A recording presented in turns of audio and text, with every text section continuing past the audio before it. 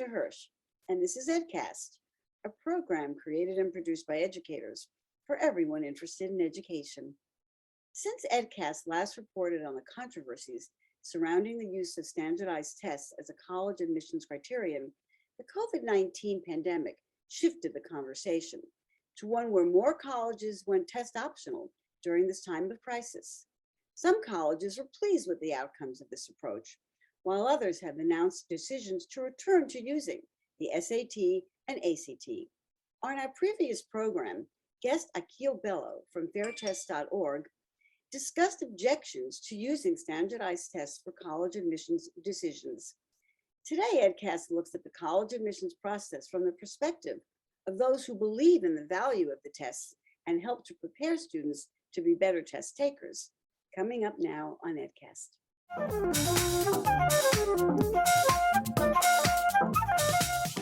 Joining me today is Mike Bergin, a nationally recognized leader in test prep and the founder of Chariot Learning. He is the founding president of the board of directors of the National Test Prep Association, a nonprofit dedicated to promoting the highest ethical standards and best practices in the test prep industry.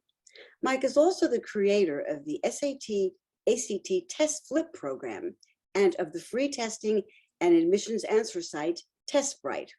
He co-hosts Tests and the Rest, the college admissions industry podcast. Mike was proudly born and raised in the Bronx. So thank you so much for joining us today on EdCast. It's such a pleasure to have you here. Linda, thank you so much for having me. I'm thrilled to be here. Good, thank you. So you know that the pandemic has really intensified the conversations about the SAT and the ACT. And it seems that many more colleges chose to go test optional during this time. Now, some, as you know, are sticking with test optional and some are reinstating the requirement. So just to have some context, what do we know about how many colleges are test optional at the moment? And does that number, how does that compare with what we had prior to the pandemic? Great question. It's fair to say that most schools are test optional today. By most, I mean, well over 90% of colleges and universities are to some extent or another test optional. Of course, pre-pandemic, a lot more schools were test optional than we knew about, just understanding that admissions offices could always weight test scores in whatever way they wanted. But before the pandemic, there were a number of very well-known test optional schools. I'm based in Rochester right now, and University of Rochester was famously test optional. University of Chicago was the most highly selective test optional school pre-pandemic. And during the pandemic, a lot of schools went test optional. And it's no surprise that many schools are choosing to remain test optional. And that's not because the tests are not valid data for admission purposes, but because test optional admissions advantages colleges in every way. Okay, we're going to talk about that. Let's hold on to that because I did just read that yesterday. So I really want to make sure we get to that, okay? So is there a trend right now that we're seeing? What is the trend? We're seeing a definite period of consideration and recalibration in that pre-pandemic, very few colleges were officially test optional. During the pandemic, all schools, to one extent or another, went test optional. Right. Today, colleges are each doing their individual calculations to determine what they need from applicants to make the right admissions decisions. And, you know, it's kind of a sliding scale, right? When you eliminate a standard like testing, the number of applications you receive goes up. Right. And because you don't increase the number of seats, your yield, everything looks better and you shoot up through the US News and Report rankings. So every college is trying to determine to what extent do they need to ask for tests? How strictly do they need to ask for them? We've seen some schools come out and say, we will continue to be test optional for many years. Others said after a year or two, we've decided that we want tests back as a mandatory part of the application. But we're going to see this trend play out for years to come. Okay, now just to recap quickly, about the SAT and the ACT, just for our viewers to remind them. Some of them may have taken these tests a long time ago, and they certainly have changed. What do the tests and what kind of changes have we seen in the recent years? So what's interesting is that the SAT and ACT are more alike than they have ever been historically, maybe more alike than they ever will be once the digital SAT comes down the road. Right now, to briefly summarize what these tests evaluate, they're basically exams of reading, writing, problem solving, quantitative understanding, and graphical literacy. Okay. And combine, I'm sorry, and add to that things like executive function, time management, commitment, focus, things like that. So is there still an essay requirement to write an essay? Their College Board removed their essay entirely. ACT has kept their essay because a lot of states use their essay as part of their state assessments in place of, say, the New York Regents. But colleges, with the exception of maybe a couple of military academies, do not look at the essay. So as far as most students are concerned, there's no more writing. That was a brief experiment in the history of standardized tests. Okay, I do have to say quickly that when we had someone on to look at the exam with us, we really had, I had a laugh, because it seems as they simplified the vocabulary and made it, what they say, less esoteric, and even the word esoteric had been taken off the list. So well, you would find it funny, Linda. The reason they did that is because, yeah, it's funny. The reason they did that is because kids today struggle with easier words. So, I mean, esoteric, you don't even need to go there. Well, we really laughed. Okay, so let's get down to the brass tacks here. The major criticisms, as you know, about using these tests is that they are discriminatory, that they are not really good at predicting student success in college, and that wealthy students who can afford quality tutoring have an unfair advantage. So let's go over some of these points and get your response. You are obviously a proponent of using standardized testing. So I would like to know how you would respond to some of these criteria, to some of these criticisms about the exam. You believe that this is an important admissions criteria. And of course, college said, well, let's talk about that. Is this an important admissions criteria, and why? Why should we keep the test? So, of course, it's not whether I believe that it's an important admissions criteria. Colleges have for many decades believed it's an important admissions criteria. And the data has proven it out time and time again that including standardized tests, specifically the SAT and ACT, there have been other tests that have come along, but those are the two that have the greatest predictive validity. These standardized assessments bring a level of reliability and validity and fairness that no other input in the admissions process can. That's why they're so valuable. I mean, I don't even think that there's a question, unless somebody wants to introduce doubt into the conversation, that using objective standardized assessments alongside grades produces the greatest representation of a student's academic ability and college readiness. Well, then let's go to the fairness question about it, okay? Our grade, you say along with grades. So let's talk about grades. If you don't use the test, or if it is test optional, what are you basing admissions decisions on? What are colleges basing a decision on if they're not using the test? And why do you feel that the test adds an important component to that conversation? So the first and most important factor in admissions, notwithstanding a student being recruited for some special reason, has always been grades.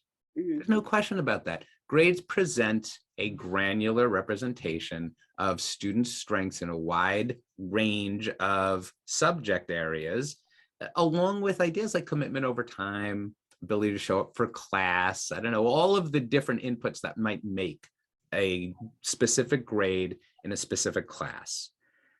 Grades are valuable. Grades have become more and more suspect over time.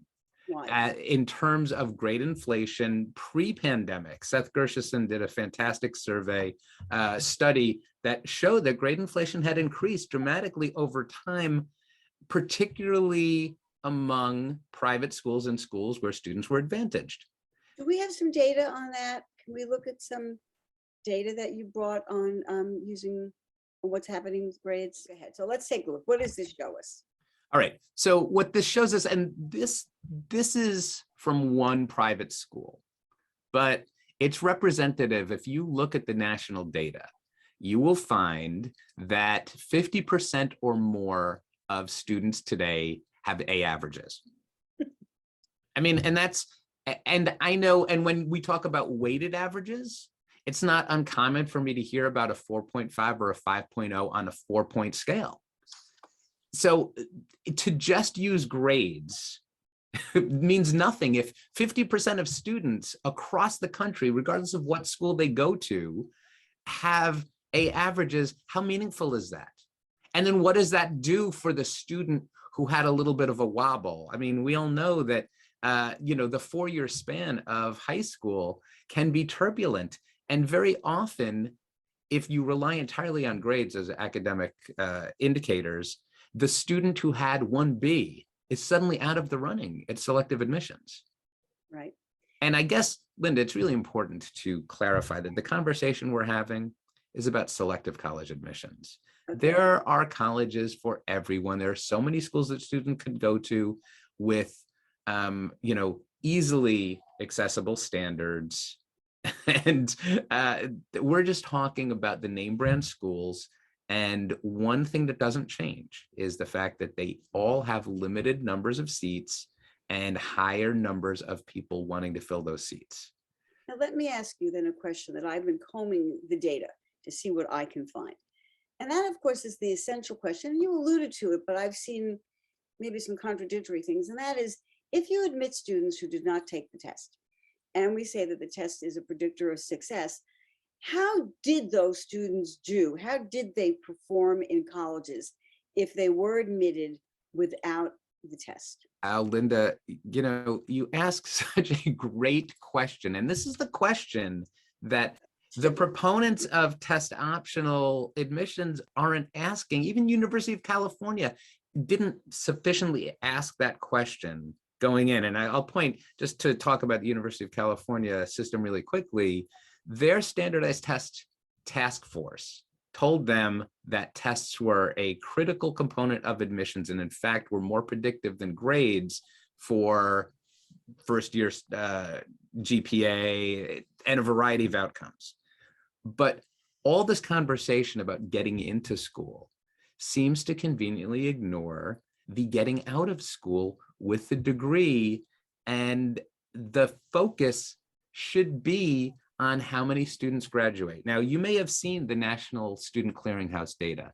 Their most recent report stated that less than 2/3 of students today, 62 and a little bit % of students, graduate after 6 years with a degree. Now, first of all, after 6 years sounds crazy. That's 150% of what a 4-year degree should take. But after 6 years, fewer than 2/3 of students graduate. And there are lots of reasons for this, right? There are economic reasons, there are emotional reasons, and there are abundant academic reasons. The data is showing that students are not arriving at college with sufficient levels of readiness. And standardized tests, whether you use state tests, whether you use the SAT, ACT, you simply need benchmarks to assess college readiness alongside grades. I did see, and again, this is an older study from 2014, Inside Higher Ed had it. And they said that students who did not take the test performed as well as students who had. But that was an older study. And again, I have to say, and I say this to my viewers right now, I take a moment, because over the years of doing EdCast, I myself find it so hard to find data that often doesn't contradict itself. Yeah. I'll see one study that says something else and something that says the completely opposite thing as I continue scrolling. So I am always apologize in advance if somebody finds some completely different data. But I really always see that there's lots of different data out there, and it would be great to answer some of these questions. Big question, though, I think that comes up to college applicants is it really test optional? In other words, if I don't submit my score, will I be at a disadvantage compared to somebody who does? Well, that's a smart question to ask, because the answer is We're almost asking it. always, it's almost, that's why you're asking it, Linda, because the answer is almost always yes. You know, if I speak to a school like University of Chicago, which pre-pandemic, that was a big part of we are the test optional, highly selective school. And yet they and many other selective test optional schools still had 80% or more of applicants submitting scores, and those scores had to be incredibly high. We're talking about 99th percentile scores. Today, a lot of schools are not willing to release all of their data, because what's coming out is that the students, when they share students who did submit scores against students who did not submit scores, the submitters had substantial advantages in admission. I think we have another chart that you sent that kind of shows that in a snapshot way, so we can just take a look at that. I was surprised when I saw this. You know, this is only a survey, meaning that if we had 10 times as many schools to add to this data, you would just see the same trend bearing out over and over again. It's that these are not cherry picked to show certain trends. This is the trend, and more and more schools. I think Duke, I don't want to say specific names, but out of this last cycle, there were schools that were coming out and saying something like 7% of students without scores were admitted. I mean, it's understandable why the schools want extra information and can't trust grades. Look, you can't trust grades alone. A student who earns an A at a school that is not known for academic rigor may be compared unfavorably to a student with the same grade from a great school, and we actually don't know the relative academic strength of those two candidates. The student at the school that isn't known for academic strength may be incredible, maybe a genius, and could only score against his or her competition. Now, I wanted to take a look at the elephant in the room when I speak with you, and that is about tutoring. Does tutoring confer an unfair advantage? I should hope that tutoring confers an advantage, because there would not be any advantage in tutoring if it didn't. Okay. And when we say tutoring, I'd like to expand that, because you're asking if tutoring for the SAT or ACT confers an advantage. Yes. Does tutoring for biology confer an advantage, or tutoring in an AP US history class confer an advantage? It does, of course. I'm going to answer my own question, because I'm not trying to put you on the stand, but the idea that coaching in general makes a difference is true for every single aspect, not just of the college application, but every aspect of life, in that if you are an athlete, you need a coach. If you are a performer, you need a director. If you're struggling in a class, you're expected to get a tutor. If you want to earn the highest possible grades, or if you want to achieve the top level of performance, you're expected to find resources. But excellent coaching confers an advantage, always. I want to say, let me just say what people might be thinking, right? So I think that the kind of tutoring that you provide is of a higher quality than, and I don't even know you, but I'm just going to make this assumption that your tutoring is going to be. I'm flattered, Linda.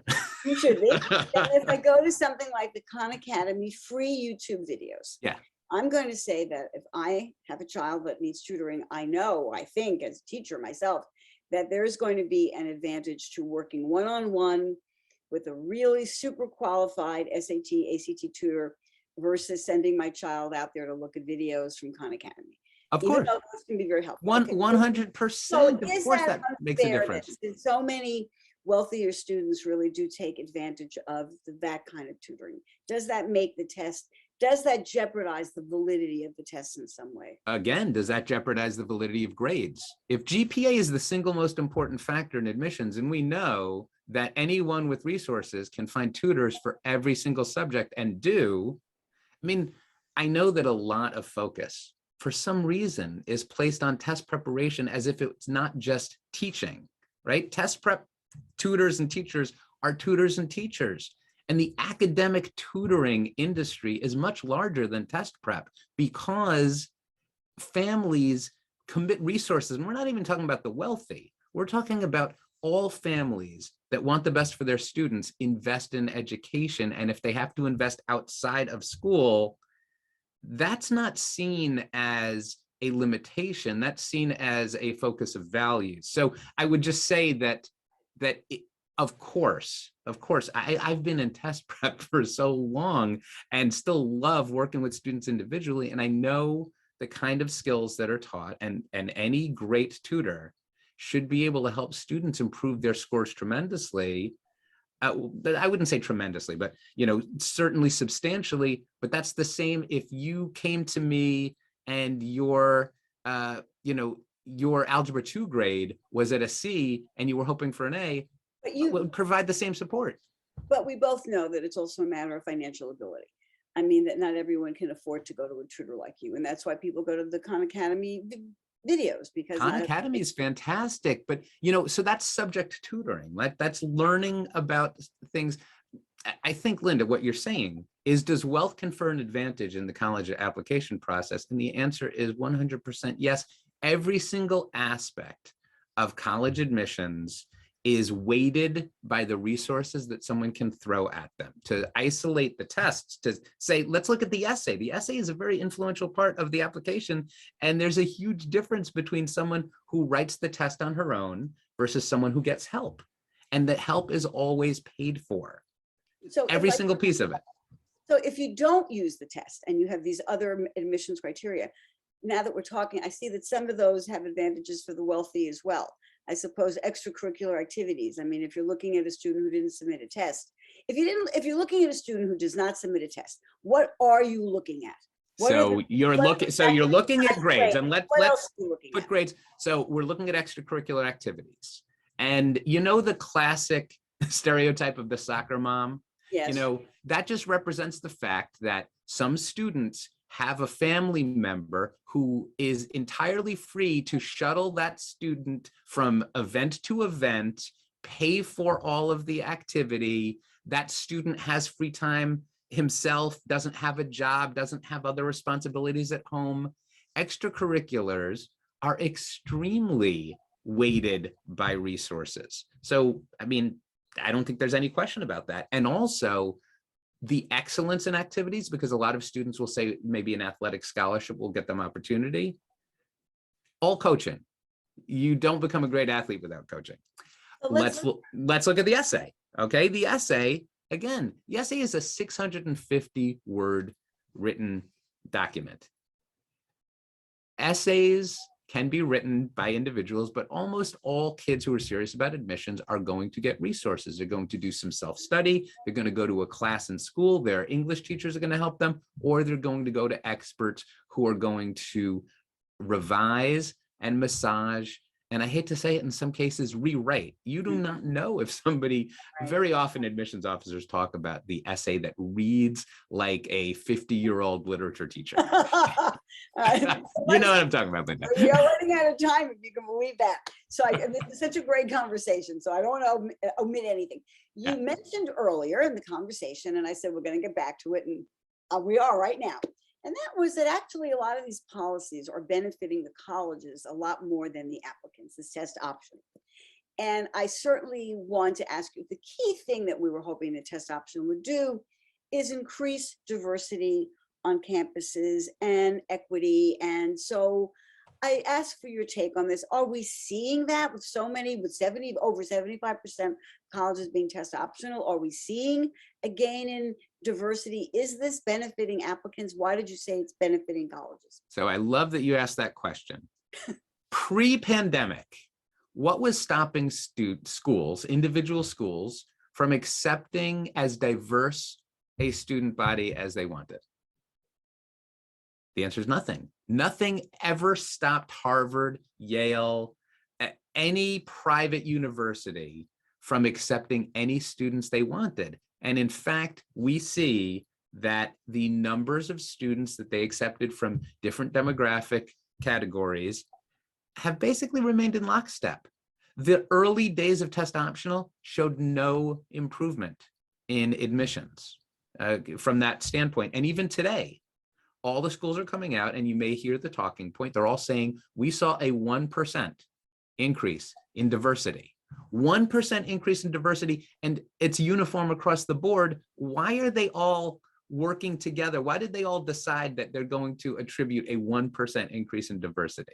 I don't buy it. You can have whoever you want on EdCast. No one tells you who to have. You can decide whatever demographics you want. If you had a multi-billion-dollar endowment, no one can tell you who to admit. The tests are not, let me rephrase that. The tests have nothing to do with diversity objectives. And in fact, the tests have nothing to do with inequity in education. Society has everything to do with inequity in education.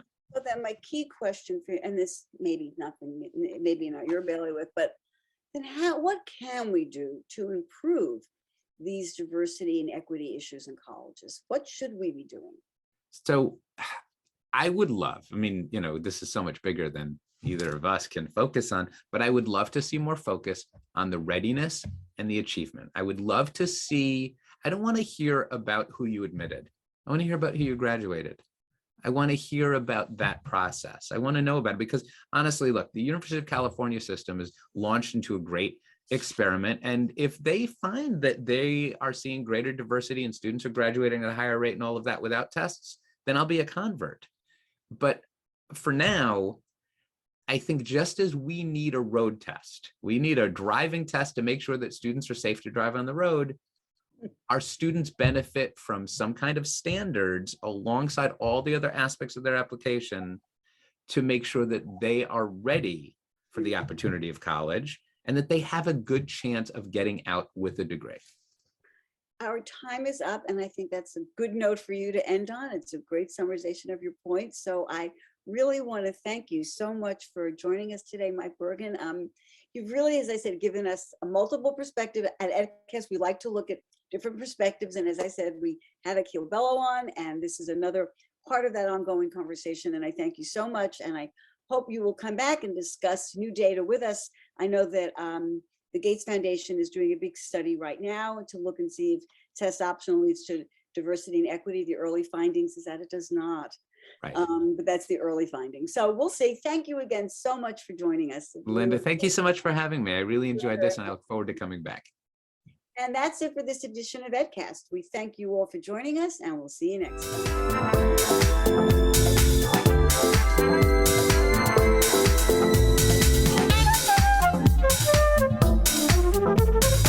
We'd like to hear from you. Please send your thoughts and comments to cunyedcast@gmail.com.